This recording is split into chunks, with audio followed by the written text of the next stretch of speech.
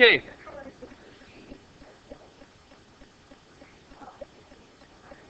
Kinematics. So this is a new kind of section that we're working on here. And this is the study of motion mathematically.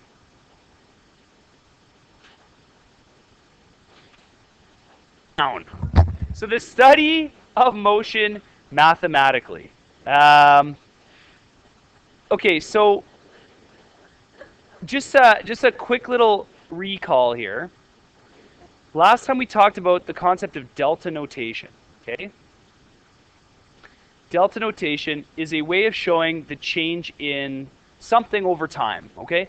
And so, for example, you might have delta D, right? Which we would say is, this is displacement. And what it is it's a change in position with regards to time. And you would find it as your final position subtract your initial position. Okay? This is going to lead into kinematics here very shortly. But let's imagine that we have a line. And it is a number line. And on your number line, you have different points. Some go to the negative, and some go to the positive, which really, for an observer, really sort of just means right and left from this particular viewpoint, or up and down, or east and west, or north and south, or so on. Okay. So if you want to know your displacement, you take your, let's say this is your initial position, and this is your final position, df. Okay. These are your positions. Well, delta D is just the difference between them. Okay, found as df minus di. Okay, so your displacement in this case is this, right here. Okay, if you look, what you should get is that is equal to 9. But if you want to do it strictly following the mathematical rules, you would say that delta D, you would say that delta D, I just glitched out there for a second. Delta D equals df. So 5 minus negative 4. Well, 5 minus negative 4 is the same as saying 5 plus 4. So that's 9. So your change in displacement is 9. And notice it's a positive value. That means that it was in the positive direction. Okay? Your final position is 5. Your final position is 5. Your initial position was negative 4. And your change in position or displacement is 9. Any questions about that? It's a review of delta notation. Now, let's discuss rates. And again, this should be a bit of a review, so we're going to go fairly quickly. A rate is, basically it is something that tracks change over time.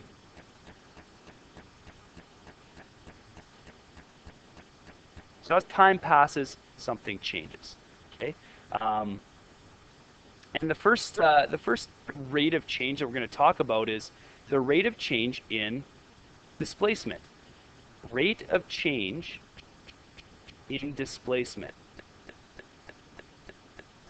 Okay, so if we go back to this person and we say, okay, you can't go from negative 4 over to 5 in 0 time. This would have to take some amount of time in order to do this. Okay, let's say that it took 9 seconds. Okay, what we would say then is you went 1 meter. These are meters. Let's make them meters. These are 1 meters. You went 1 meter every second. Okay, let's say you did this in 4.5 seconds. Well, then you did 2 meters in every second. Let's say it took you 18 seconds. Well, then you only did half a meter every second. Okay, does that make sense? So what am I talking about when I say that? Meters per second.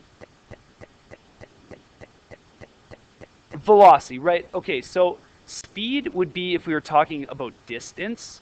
Since we're talking about a vector value, displacement, we're going to deal with velocity. If this guy had gone the other direction, we would have got the value of negative 9, because it would have been negative 5. So it would have been 5 minus negative 4. And that would have been negative 9. Oh, I'm sorry. I said that wrong. It would have been negative 4 minus 5. There we go. Okay? And it would have been negative 9. The negative in this case is simply referring to a direction, right? Just means he went left versus right. Okay?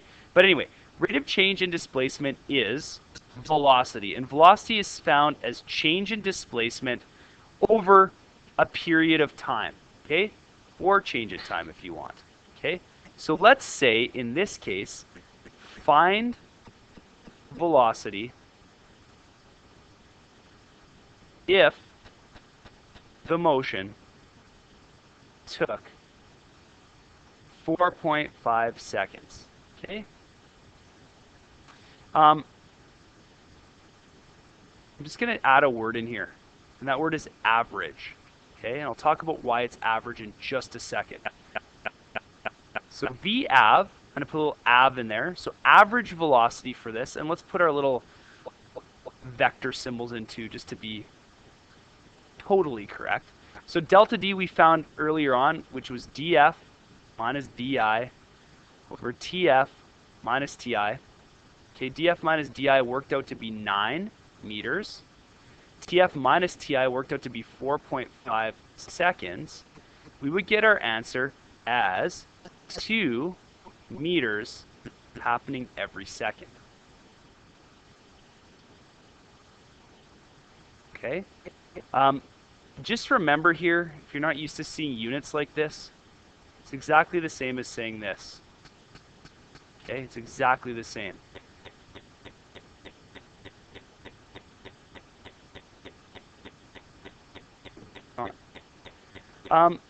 Just talking about why this is average velocity, okay? So let's imagine that someone went like really fast over here, you know, and then they turned around and they just pokeyed like really slowly back over this way, okay? My average velocity, if I look at this, okay, so this is my initial position, right? So this is, let's call this DI, and let's say they come to -4. Here they are after their trip, right? This is DF. If we look at this, VF, and let's say this took, I don't know, 4 seconds. They were traveling for 4 seconds. Their average velocity is DF minus DI over TF minus TI, right? Just like we learned up here. So final is -4 minus 0, because from where they started, over TF minus TI over 4 seconds. You get -1 meter per second, okay? It's entirely, well, it's impossible that at any point they actually traveled at -1 meter per second for any period of time, right? They had to zip all the way over here, and all the way back over here, they actually traveled 12 meters in 4 seconds, so their overall speed had to be 3 meters per second, okay? And yet we get as an average velocity -1 meters per second. It's kind of interesting because really this doesn't tell you anything about what actually happened with the motion. All it